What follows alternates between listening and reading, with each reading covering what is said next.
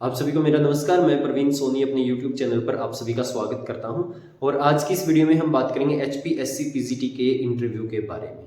जिन candidate का भी interview होना है उनके लिए ये वीडियो खास करके बहुत हेल्पफुल होने वाली है।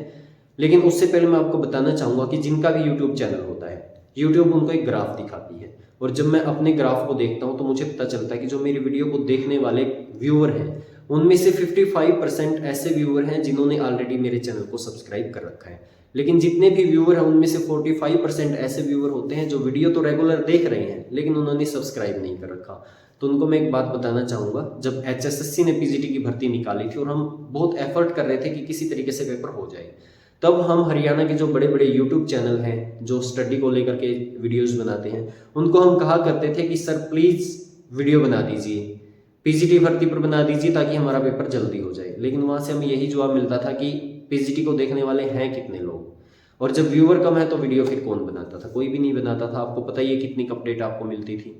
लेकिन जब से यूट्यूब पर आए हैं बहुत अच्छा काम हमने किया, बहुत ज़्यादा मेहनत की है और आपको अपडेट टाइम से पहले ही मिल जाती है। तो जब हम इतनी ज़्यादा मेहनत कर रहे हैं तो आपको ये होना चाहिए कि आप चैनल को सब्सक्राइब जरूर करें। तो उनसे मैं यही रिक्वेस्ट करूँगा, जिन्होंने चैनल को सब्सक्राइब नहीं कर रखा प्लीज़ चैनल को वो सब्सक्राइब कर लें। अब बात करते हैं इंटरव्यू की। तो देखिए, HPSC को कभी भी अंडर एस्टिमेट करने की भूल मत करना। यानी कि HPSC जो अपना काम कर रही है ना, वो उसका तरीका अलग ही है। और तरीका कैसे अलग है आपने देख लिया होगा। जब प्री का पेपर हुआ PGT का तो उसका लेवल आपने देख लिया होगा कैसा था। कुछ कैंडिडेट्स तो 25% पास करके भी अगले मेन के लिए गए हैं, और जिनका अभी मेन हुआ है उनका भी लेवल आपने देख लिया होगा कैसा लेवल आया हुआ था मेन का। और मेन को पास करके जो इंटरव्यू में गए हैं तो उनको भी मैं यही कहना चाहूँगा, जो आप सोच रहे हैं ना HPSC उससे 2 कदम आगे है। यानी कि आपका ऐसा इंटरव्यू नहीं होने वाला है कि बिल्कुल आप हल्के में ले लें कि जैसे HSSC में होता है या कहीं और होता है, बस आए टाइम पास फॉर्मेलिटी और चलो। ऐसा बिल्कुल नहीं होने वाला है। बहुत ईमानदारी से आपका इंटरव्यू चल रहा है और बहुत अच्छे से। यानी कि एक बार मैं आपको बताना चाहूँगा कि HPSC में मीटिंग थी और वहाँ पर चेयरमैन से कुछ PGT के अभ्यर्थी मीटिंग कर रहे थे, तो उन्होंने ये क्वेश्चन किया था कि सर इतनी डिफिकल्ट क्यों? तो उन्होंने ये जवाब दिया था कि हमें टीचर नहीं, हमें हीरे चाहिए, हमें डायमंड तराशने हैं। वही बात चल रही है और मैं ये दावे से कह सकता हूँ जो भी कैंडिडेट PGT की प्रोसेस को पूरा करके स्कूल में जाएगा ना, उसको बुक उठा के पढ़ाने की जरूरत तो नहीं पड़ेगी। यानी कि लेवल ही ऐसा करवा देंगे ज्वाइनिंग से पहले कि आप एक अच्छे बेहतर टीचर बन के जाएं स्कूल में। तो अब इंटरव्यू की बात करते हैं। तो इंटरव्यू का टाइम आपका 2 शिफ्ट में है, पहला 8 बजे है और दूसरा है 12 बजे। तो जो 8 बजे है, मैंने पहले भी आपको कहा है कि उनको 8 ही बजे नहीं पहुंचना, 8 से पहले कोशिश करनी है, लेकिन 8 बजे तो एग्जैक्ट आप HPSC के ऑफिस में होने चाहिए।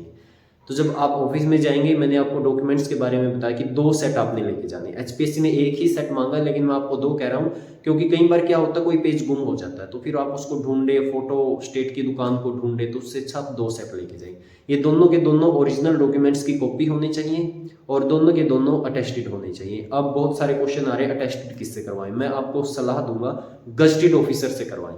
गजटेड ऑफिसर कौन? PGT।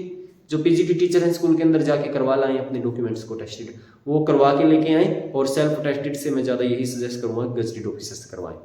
जब आप 8 बजे के लिए इंटरव्यू देने जाएंगे तो आपको एक वेटिंग हॉल में बिठाया जाएगा और वेटिंग हॉल में बिठा करके आपके डॉक्यूमेंट्स चेक किए जाएंगे। अब आप पूछेंगे आप कैसे बोल रहे हैं? देखिए, कुछ कैंडिडेट हैं जो इंटरव्यू दे के आए हैं, उनसे भी मेरी बात हुई है, 2-3 वो कैंडिडेट हैं, और मेरे खुद का भी जो मुझे लगा एनालाइज मैंने किया उसके हिसाब से मैं आपको बता रहा हूँ। और आप बिल्कुल ये बिलीव कर सकते हैं इन बातों पर। तो आपको इंटरव्यू के से पहले आपको वेटिंग हॉल में बिठाया जाएगा, वहाँ पर आपके जो डॉक्यूमेंट्स हैं उनको चेक किया जाएगा। आपके डॉक्यूमेंट्स बहुत अच्छी तरीके से वेरीफाई करेंगे, वो चेक करेंगे आपके सामने ही, और जो कोई कमी होगी तो वहाँ पे कोशिश होगी कि वो दूर की जा सके। उसके बाद जैसे ही डॉक्यूमेंट आपके चेक हो जाते हैं उसके बाद आपको इंटरव्यू के लिए कमेटी में भेजा जाएगा। बहुत एक ईमानदारी की बात मैं आपको बताऊंगा, यहाँ पर HPSC आपकी आइडेंटिटी छुपा लेगी। यानी कि ना आपने ये बताना कि आप कहाँ से आए हैं, किस यूनिवर्सिटी से पढ़े हैं, क्या आपका नाम है, आपका ये सारी चीज़ें आपकी आइडेंटिटी HPSC छुपा लेगी। और अच्छी बात है ताकि जो लेने वाले हैं वो उनको पता ही ना हो कि वो किसी नॉन का ले रहे हैं या किसी आसपास के इलाके से कोई कैंडिडेट है उनका ले रहे हैं। बहुत अच्छी बात है। तो जब आप जाएंगे इंटरव्यू में अंदर, रूम के अंदर, कमेटी के अंदर, वहाँ पर आपके कोई डॉक्यूमेंट्स नहीं, खाली आपको भेजा जाएगा। और जब आप जाएंगे वहाँ पर बैठेंगे तो आपको 5 सदस्य कमेटी में मिलेंगे, 4 या 5। जो सदस्य होंगे उनमें से एक कोई भी हो सकता है, लेकिन जो 4 आपको मिलेंगे वो होंगे आपके सब्जेक्ट के एक्सपर्ट। कैसे एक्सपर्ट? बहुत इंटेलिजेंट एक्सपर्ट, यानी कि बहुत उनका लेवल बहुत हाई, यानी कि ऐसे आपको 4 सदस्य ऐसे मिलने वाले हैं जो आपके सब्जेक्ट के होंगे। ये बात फिर से मैं कह रहा हूँ, आपके सब्जेक्ट के होंगे। और सब्जेक्ट के होंगे तो क्वेश्चन कैसे करेंगे? सब्जेक्ट के। तो आपसे सब्जेक्ट के क्वेश्चन पूछे जाने वाले हैं। मैंने आपको कहा था कि हरियाणा का भी ध्यान रखना, करंट भी करना, लेकिन सुनने में ये आ रहा है कि आपसे सब्जेक्ट के क्वेश्चन ही ज़्यादा पूछे जा रहे हैं। ऐसा नहीं है कि आप हरियाणा को बिल्कुल छोड़ दें, आगे इंटरव्यू है, वही बात फिर HPSC आपसे 2 कदम आगे चलती है। तो इस तरीके से आपने हरियाणा भी पढ़ना है, करंट भी पढ़ना है, लेकिन आपने जो मेन चीज़ को रीड करना वो आपका सब्जेक्ट। कईयों ने ऐसे कर दिया होगा कि अब सब्जेक्ट नॉलेज टेस्ट दे लिया है, हम सब्जेक्ट में पास हो गए हैं, अब छोड़ दो इस चीज़ को। और अब तो ऐसा नहीं, अपने सब्जेक्ट को उठा लीजिए, 1-2 दिन जितना भी बचा हुआ आप उसकी अच्छे से रीड कीजिए उसको। आपसे सब्जेक्ट के क्वेश्चन पूछे जाएंगे और क्या लेवल होगा? बहुत ज़्यादा हाई लेवल होगा, यानी कि नेट के बेस के क्वेश्चन आपसे पूछे जाएंगे। यानी कि इंटरव्यू के अंदर जो क्वेश्चन आंसर होंगे नेट बेस्ड, बहुत गहन जिनको बोलते हैं, डीपली नॉलेज आपका चेक किया जाएगा। कितने क्वेश्चन पूछे जाएंगे? पहले यही सोच रहे थे कि 10 मिनट, लेकिन ऐसा नहीं है, आपसे अच्छा खासा टाइम इंटरव्यू में आपका लगने वाला है। एक जो आपका सदस्य है वो कम से कम 5 क्वेश्चन पूछेगा, तो 20 क्वेश्चन तो आप मान के चलिए आपसे सब्जेक्ट के पूछे जा सकते हैं।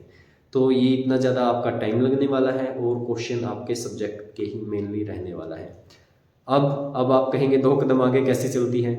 आपको इंटरव्यू के अंदर ब्लैक बोर्ड भी मिल सकता है।